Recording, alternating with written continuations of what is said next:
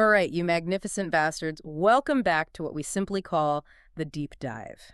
If you're anything like us, you've probably got a few projects on the bench, maybe wrestling with some finicky pin stack or just buzzing to get your hands on some fresh intel.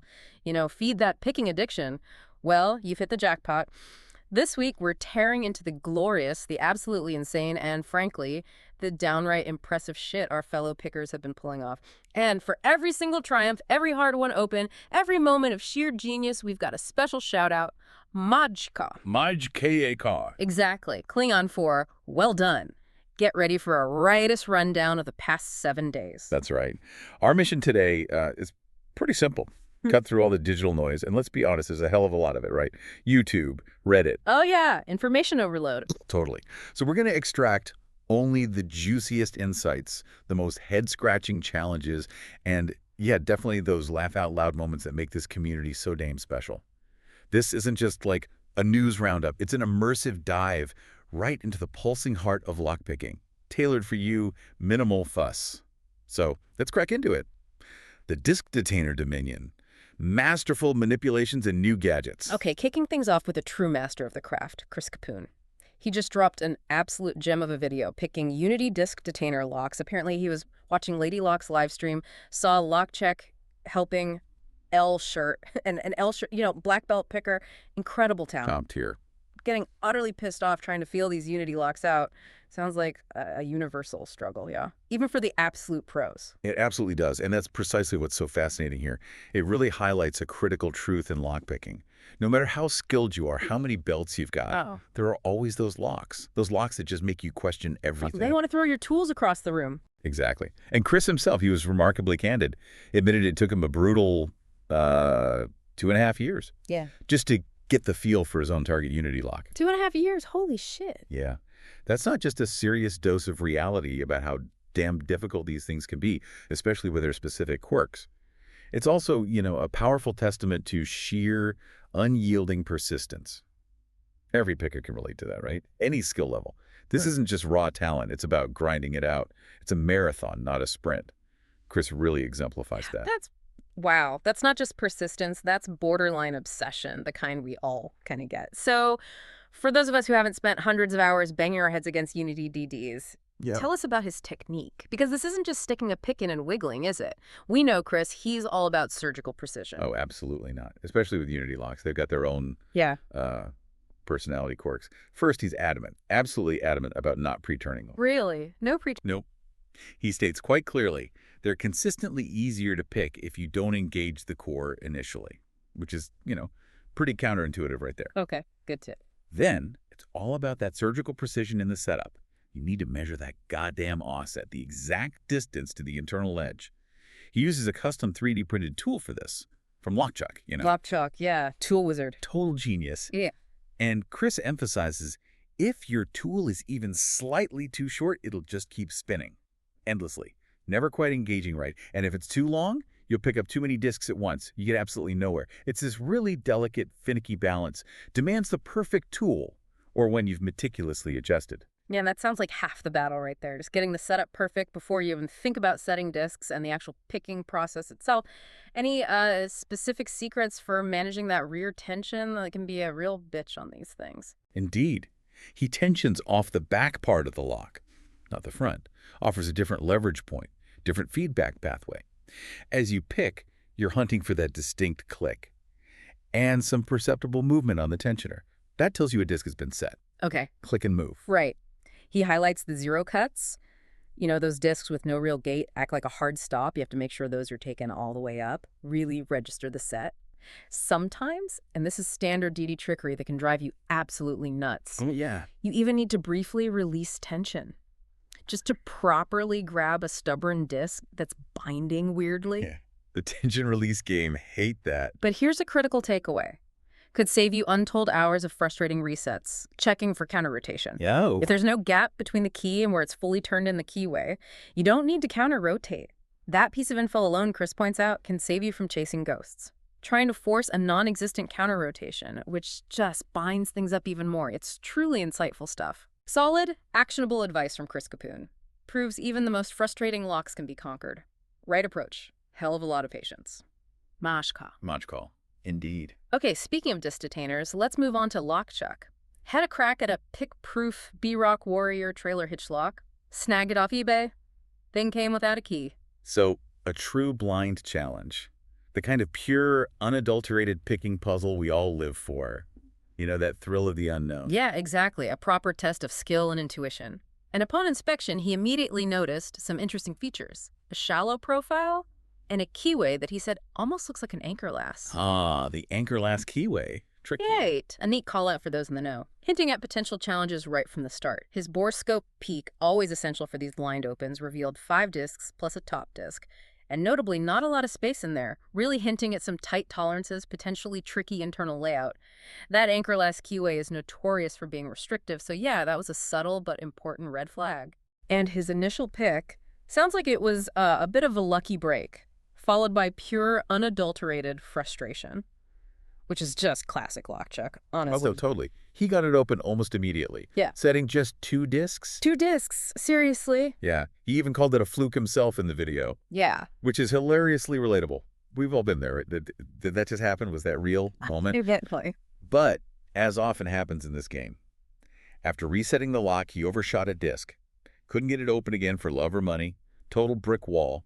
Took him a 3rd try, going back to those same 2 discs for it to finally pop open again. Really underscores how fickle these damn mechanisms can be, even when you know exactly what you're doing. Man, a real reminder. Sometimes the stars just have to align, then immediately unalign, then align again. Precisely. So much for pick proof. Hey, lockchuck didn't sound too impressed with the lock's performance in the end, despite the initial fluke. Nope, not at all.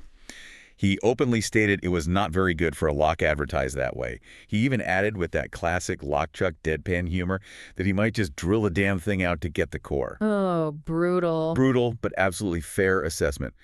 When a lock can't live up to its marketing hype against an experienced picker like lockchuck, you're going to get this kind of bun-filtered, honest feedback. It's a valuable lesson for manufacturers, really. Don't oversell your security to this crowd, because they will absolutely call you on your bullshit. MajQ. MajQ. From frustrating fails to fantastic triumphs. Let's give it up for You Swiss Lock Whisperer on Reddit.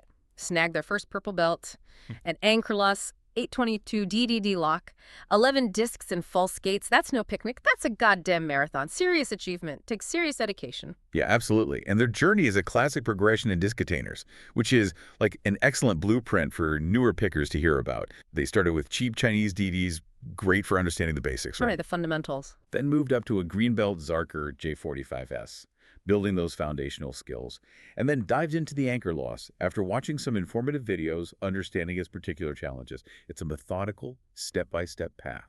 Many pickers can take inspiration from that when facing the steep DD learning curve. Shows that persistence, structured learning, building on successes, it really pays off. You don't just jump into the deep end. And of course, a bit of tool modification was necessary, which is pretty much par for the course in this game, isn't it? Especially with higher security DDs, custom keyways, it's never just buy and pick. Spot on. They mentioned having to sand off one edge of their tool just to get it to fit the keyway. Ah, the Dremel strikes again. Or maybe just a file. Exactly. That's a common, often necessary tweak.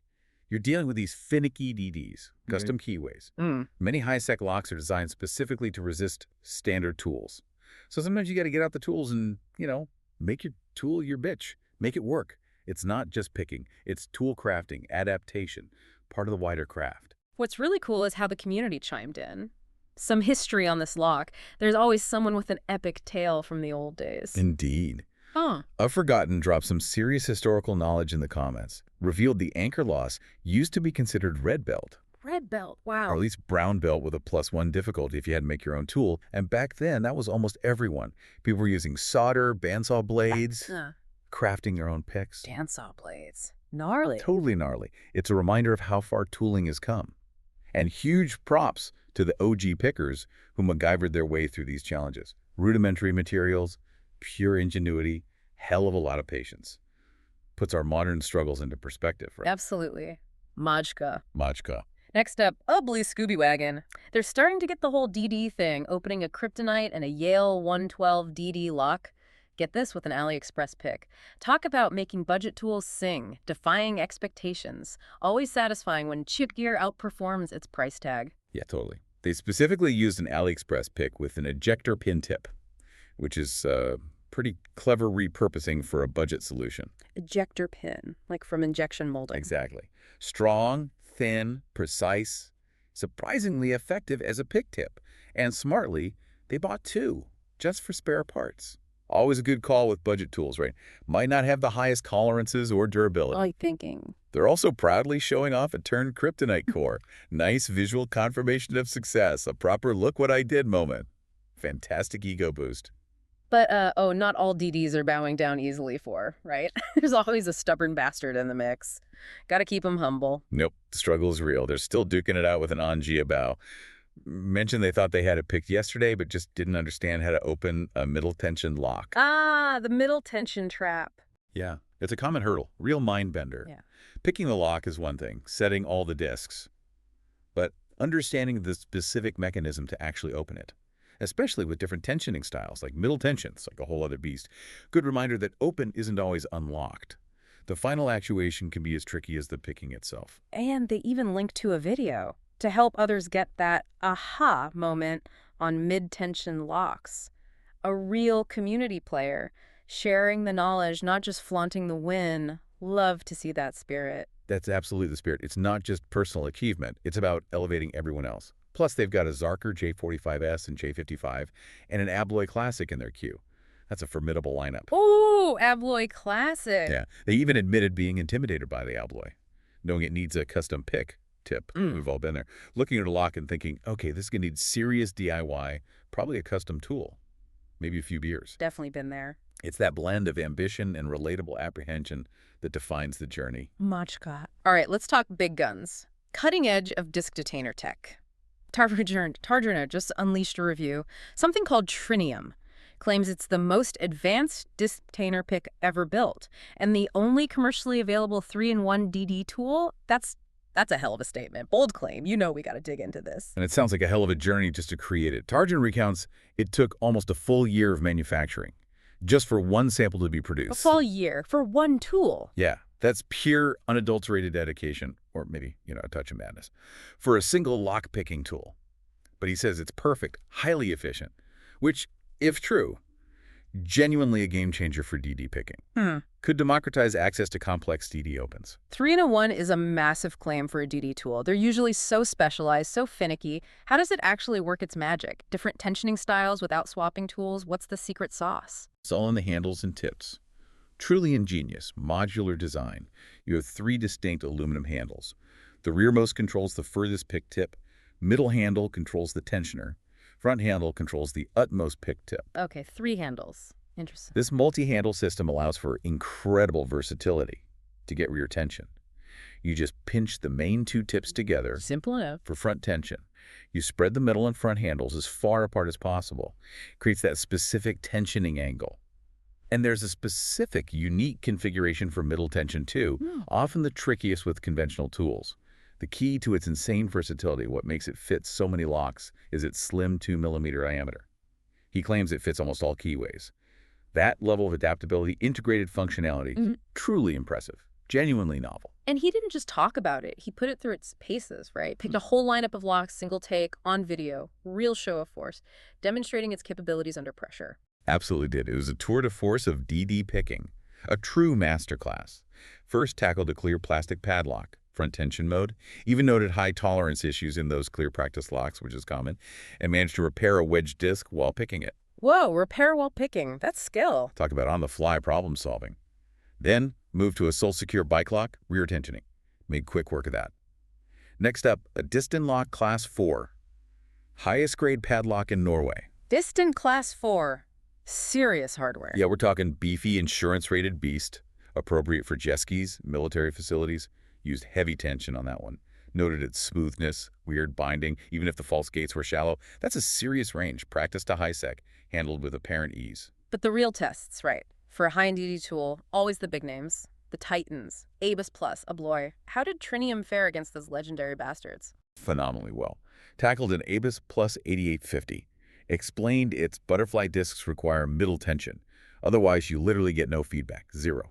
It's designed to confound. He claims, while competitive pickers take 30-plus minutes to open these blindsmen, he opened a brand new one in just 7 minutes, 37 seconds, with Trinium.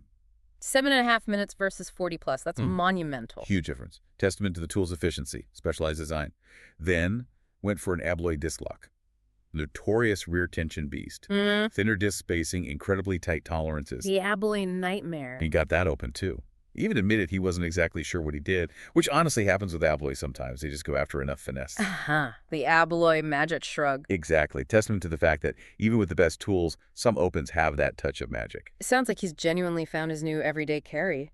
A real contender for the ultimate counter against almost all DD locks you'll likely encounter. Could be a game changer for the community. MajQa. Absolutely. mahj-KHA-qah too. Tool talk. Dimples, fakes, and craftsmanship. Okay, shifting gears a bit. From disc detainers, let's talk about another beast. Dimple locks. Lock-picking engineer gave us an honest review of some dimple flags he won in a giveaway. Always good to hear about new tools, especially when he's planning his own giveaway of them, sharing the love, That's Yeah. what this community is about. Yeah, definitely. He views them as fairly cheap and good starter set, which is incredibly valuable info for those looking to dip their toes into dimple picking without, hemorrhaging cash. Yeah, dimple picks can get pricey fast. They really can. He particularly likes the bigger handles, especially for big, meaty fingers like his. Makes them easier to manipulate, reduces hand fatigue during long picking sessions. He even claims they offer better feedback than multi-pick, which is that's a bold statement. Oh, better than multi-pick. Okay. Says it's due to their square profile, acts like a torsion spring. They're stiff. And everything's helpfully color-coded for quick ID. Nice touch for a starter kit, minimizes fumbling when you're in the zone. But they're definitely not for the hardcore stuff, right? The really tight keyways on high-sec dimples. Probably not cracking an apagus with these out of the box. Exactly. He notes they're a bit of beefy, struggle with tighter keyways, meaning they're not ideal for high-security locks demanding super thin profiles. Mentioned seeing people on Reddit who actually shape them down themselves to fit better. Common mod for dedicated pickers, squeezing every bit of performance out. Right, the DIY approach. So, yeah, solid entry-level option, fantastic for learning ropes, developing feel. But you'll probably outgrow them or need to heavily modify them if you get serious about tackling the more aggressive dimple locks out there. mahj-KHA. mahj-KHA. Still on dimple picks. Lock Noob finally got to show off the multi-pick flat dimple flags he co-designed. Sounds like a real passion project.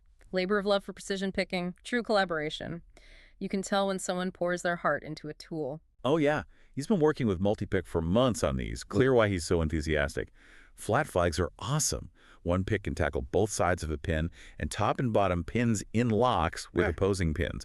Incredible versatility, drastically reduces the number of tools you need. Fewer tools is always good. Totally. He's actually been hand-shaping his own for years, because commercially available ones were typically too thick. Required like 20-40 minutes of meticulous finishing work, sanding, polishing, reshaping, just to be truly effective. 40 minutes per pick. Damn! That's dedication. Serious dedication to the craft right there. Yeah. Spending that much time perfecting a tool for personal use. So this new multi-pick flag solves that problem. Beautifully finished right out of the box. Ready for action. No immediate mods needed. Huge time saver. Precisely. Designed with his own hand-finished flag in mind. Comes with beautifully rounded shanks, nicely flattened tip, no hours with sandpaper needed. Available in 2 styles, including his personal favorite, the Community Edition handle. Longer, easier to grip, has a helpful guide mark to orient the flag in the keyway. Nice touch, the guide mark. Yeah. He put it to the test on a multi-lock Garrison. 7-pin dimple, moderate security. Demonstrated picking it clockwise or counterclockwise with the same flag, adapting to preference, access, orientation. While he acknowledges they're not necessarily cheap, strongly emphasizes multi-pick's commitment to quality. You're paying for a perfectly finished, purpose-built tool. Sounds like a high-quality tool. Designed by someone who really knows his shit, collaborated to bring something genuinely useful, high-performing to the community. MajQa. MajQa indeed. All right. Let's inject some much-needed humor, and maybe a little rage. Dizzy Picks expose on Amazon selling fake covert instruments lockpicks. This is some straight-up bullshit. But the images he found, pure gold. Infuriating, but also laughably bad. Oh, man, yeah. He was genuinely shocked to find these rampant on Amazon. Not just the usual AliExpress or Wish suspects, where you kind of expect some knockoffs. Right. Amazon's supposed to be better. Ish. He calls them misleading copies. Absolute garbage. Which is putting it mildly. The craft pick copies are particularly egregious. 2 identical hook profiles on one tool. Functionally useless. Totally useless. Yeah. Pictures of rakes being used as screwdrivers, tensioners that are fat and plastic, literally unusable in any real keyway. Comedic disaster in product design. And the product descriptions, Yeah. the images, whole other level of insanity, right? Pure, unadulterated marketing diarrhea, clearly straight from a hallucinating AI. Oh, pure comedy gold. A masterclass in how not to sell your product. Claimed high-quality precision tools made of stainless steel PLES, whatever the hell plus means. Stainless steel plus. Sounds fancy. Yet showed plastic tensioners that wouldn't even fit in a keyway. Pictures of drills, screwdrivers on laptops, AI-generated workers with grotesquely deformed faces, presumably from a fever dream. AI nightmare fuel. Some listings even mirrored actual Covert Instruments website images, just adding insult to injury, completely ripping off the legit brand. The comb pics were arguably even worse, showing pics trying to unlock car doors by punching holes in them. Euro cylinders supposedly picked with a comb pick used as both tensioner and pick. Mechanically impossible. Fundamental misunderstanding of how locks work. Punching holes in car doors? What And the kicker. Some of these fakes were somehow more expensive than the real Covert Instruments tools. the? Utterly mind-boggling. Complete scam preying on unsuspecting buyers. More expensive for unusable crap. Jesus. And he threw some shade at sparrows, too. Yeah, well-deserved shade. Allegedly selling very similar comb picks to the $2 AliExpress ones for $13.95, even calling them fire service metal tooth tools for firefighters. The whole thing's a goddamn scam from top to bottom, it sounds like. Jeez. Buyer beware, seriously. It's a huge cautionary tale. For anyone new or even experienced pickers not paying close attention, his message is crystal clear. Don't buy this knockoff garbage. Support the real creators like Covert Instruments. These fakes aren't just cheap alternatives, they're completely unusable, actively hinder your progress, teach you nothing but frustration, waste of hard-earned money, disservice to the craft, peddling outright lies, impacts the community, discourages new pickers. Pisses me off just talking about it. Right there with you, MajQa. I bet. To dizzy picks for calling out the bullshit. MajQa. Okay, let's jump over to the global community. A couple of clips from a Russian content creator. Strogoi? Strogoi? Roughly friction raking or hockey stick. Otter, sprinter. Gotta love those names. Awesome names. First, a quick demo, just how shitty some pick metal quality can be. Essential reminder about tool integrity. Yeah, he took apart a broken Lockmaster pick, dramatically compared its metal to his own custom pick. The Lockmaster's metal was raw, soft, bending easily, no spring back, no resistance. Glorified paperclip, basically. Right, pretty much. His own custom pick. Stark contrast. No flex, no sag. It's a stark visual. How poor materials get used, even in branded tools sometimes, really highlights importance of good tool steel. Pickers often take material quality for granted with off-the-shelf stuff. Vivid reminder. Right metal means precise feedback, not mushy garbage. And then he showed off some new handles he's making. Looked pretty slick, well thought out, real craftsmanship. Indeed, crafting new handles out of bamboo. Lightweight, natural component, really unique, sustainable choice. Bamboo. Cool. Feature an ergonomic shape, designed for finger comfort during long sessions. Even include a precise mark for the 6th pin on the stem. Fantastic detail for gauging position quickly. Emphasizes the metal he uses, allows controlled flex, but is good quality. Allows these precise markings without compromising integrity. Genuinely cool to see the craftsmanship, thoughtful design from different parts of the world. Real contrast to those Amazon fakes, huh? Underscores the global passion. MajQa. MajQa 3. Picking techniques, tapered pins, twisty picks, and a-hole. All right, NICVT Locks gave us a comprehensive tutorial. Tapered pins this week. Something that can seriously mess with your head. Throw you off your game if you're not expecting them. Sneaky little bastards. Designed to make you question everything. They really are. These pins. Standard middle section, but the ends are tapered, almost like a chamfer, narrowing significantly.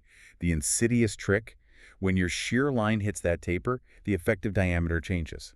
Suddenly, what was binding isn't anymore. Ugh, slippery little devils. Exactly. It can slip back down. Makes you think you said it when you haven't fully cleared, sends you on a wild goose chase for feedback that simply isn't there anymore.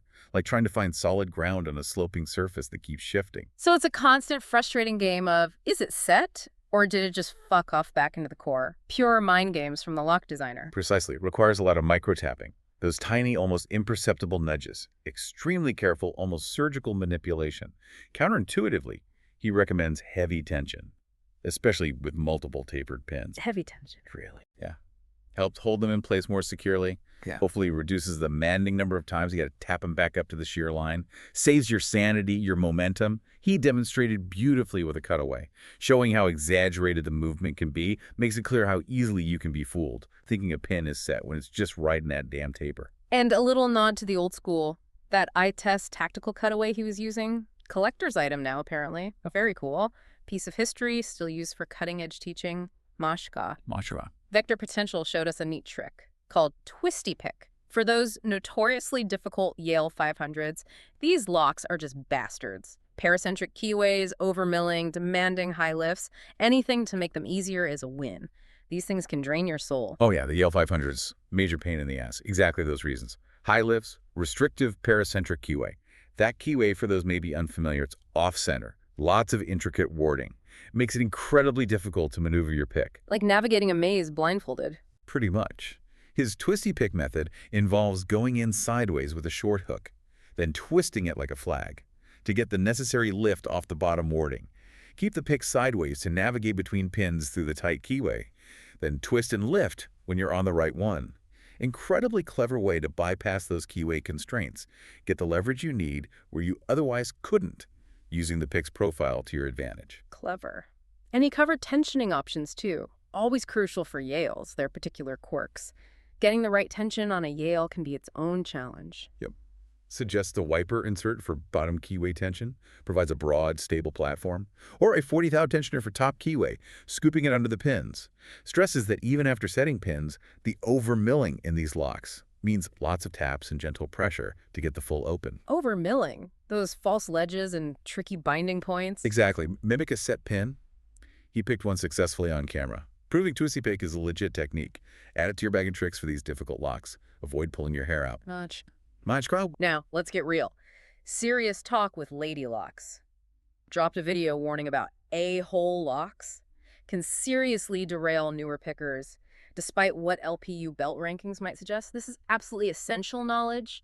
Avoid unnecessary frustration, self-doubt, that crushing feeling that you just suck at picking. The core point is spot on. Something every picker needs to hear. LPU, lockpicking underground, belt rankings, amazing system, incredibly useful for progression, but can sometimes be misleading. A black belt ranker might have gotten an easy version.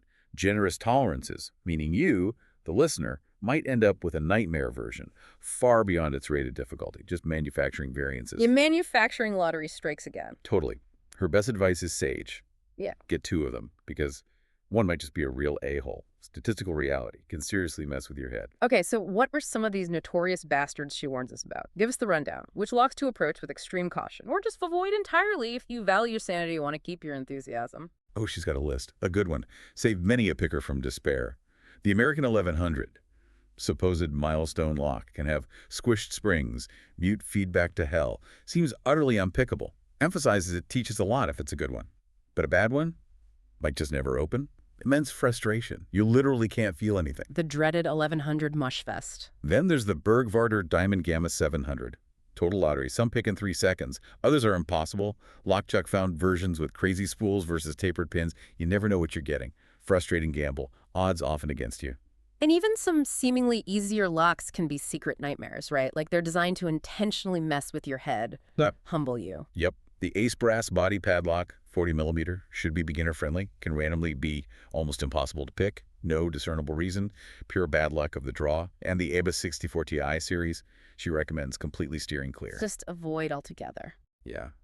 Aluminum pins give weird, mushy feedback, mangle easily, don't really teach much transferable skill. Their behavior is unique, unhelpful. She literally says it's a crazy-ass lock and it sucks to pick. Her words. I concur. Pure evil. Crazy-ass lock, sucks to pick. Got it. Avoid the 64 Ti. She also mentioned some Yale 500 Plus locks, greenbelt, but needing advanced techniques. Right. Yale 500 Plus.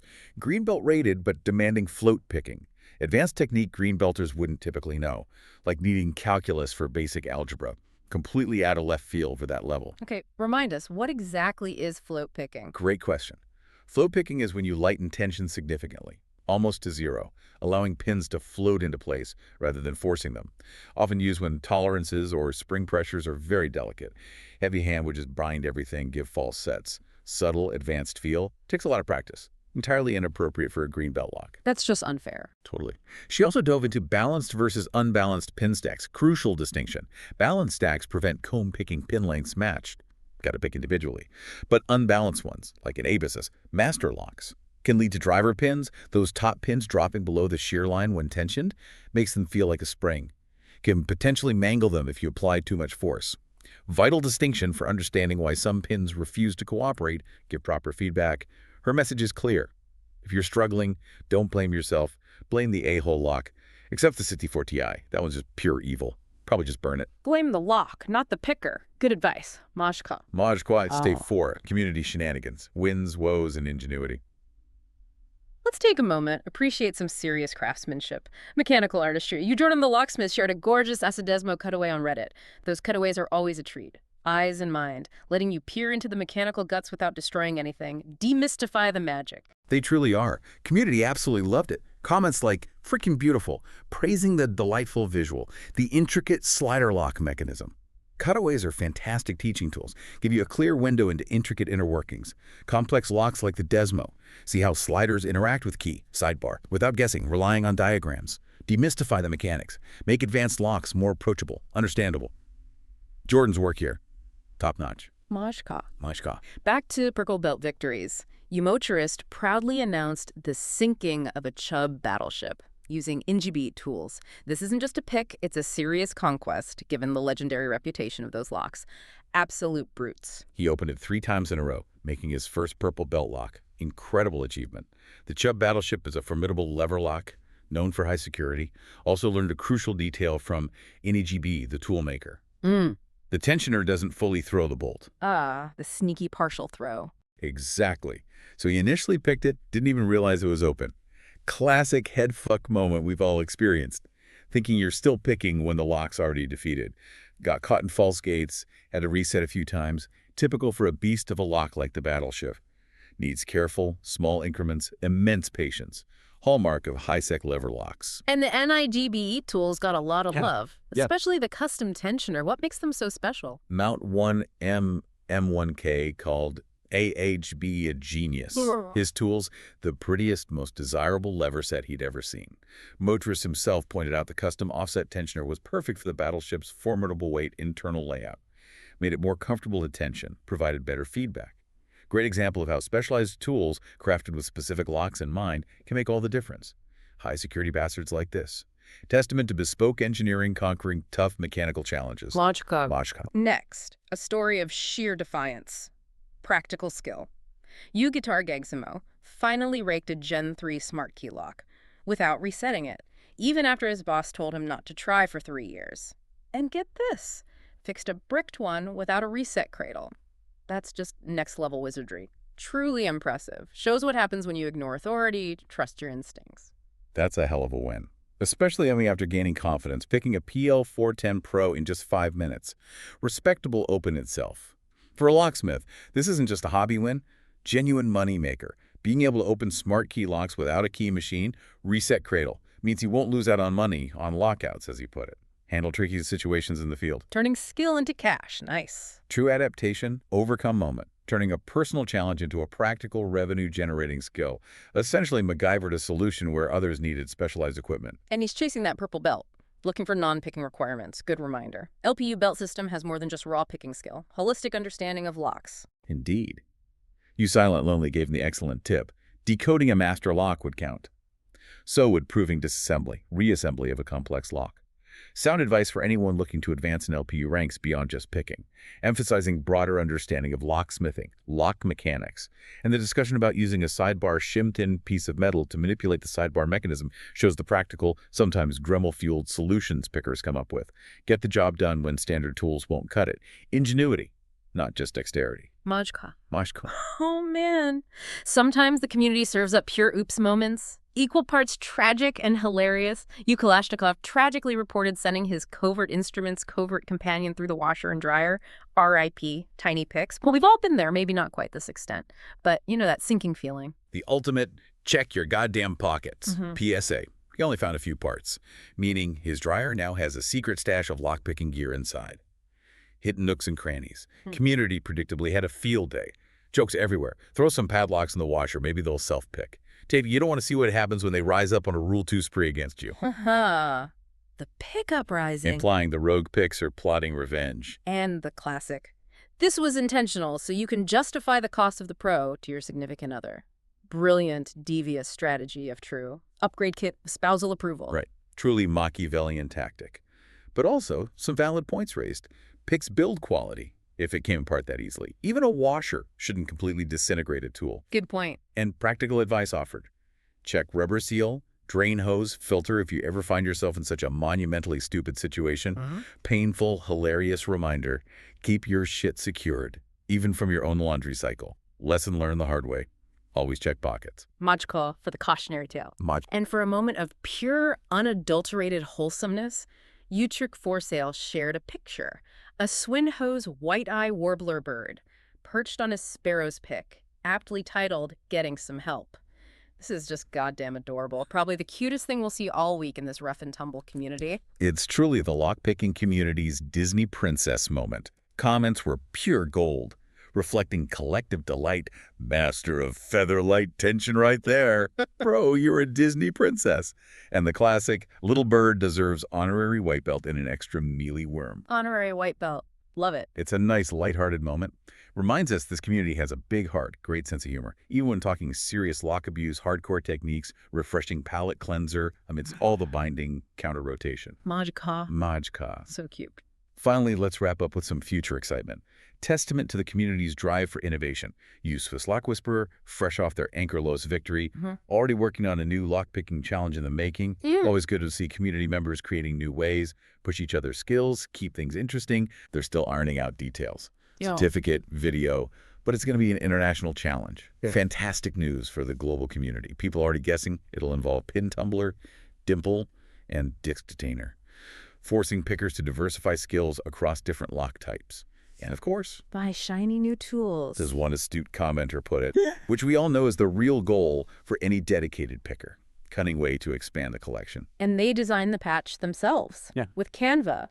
Nice personal touch for the challenge. Shows true dedication. Passion extends beyond just picking. It's fantastic to see community-driven initiatives like this. Keeps the sport vibrant, encourages skill development across different lock types, fosters shared accomplishment. They're motivating people to step up their game, invest in new tools, techniques. That's exactly what this community is all about. Growth, sharing knowledge, healthy dose of competition. It's how we all get better. MajQa. MajQa. Looking forward to that. Well, that wraps up another week in the wild, wonderful world of lockpicking. From conquering seemingly impossible DDs with groundbreaking tools, to exposing Amazon's bullshit fake picks. Even picking with a goddamn bird. It's never dull around here. The sheer range of what we cover just proves how vibrant, how diverse this community truly is. The ingenuity, the shared knowledge, the sheer audacity never cease to amaze me. Whether you're fighting squish springs, mastering new techniques like float picking or twisty pick, or just trying to keep your damn picks out of washing machine. Remember that every pick, every struggle, every hard one open makes you a sharper, more resilient picker.